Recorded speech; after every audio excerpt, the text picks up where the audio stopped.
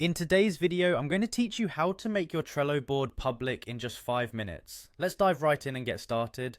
First, head over to Trello's website. If you haven't already, make sure you're using a browser that you're comfortable with and that everything is updated so the process is smooth and easy.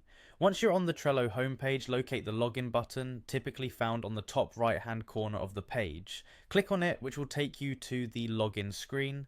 You'll need to use your existing account credentials to sign in. If you've forgotten your password, there are options available to help retrieve or reset it.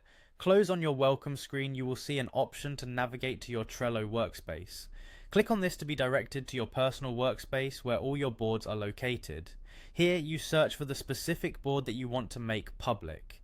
It might be under a shared group of boards, so be sure to check there if you have a cluttered space with multiple projects. After locating your desired board, click to open it. This action will bring you into the main view of your Trello board.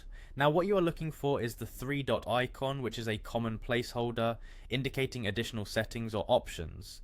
This icon is usually positioned somewhere within the board's top menu, and clicking it will open up more options for you.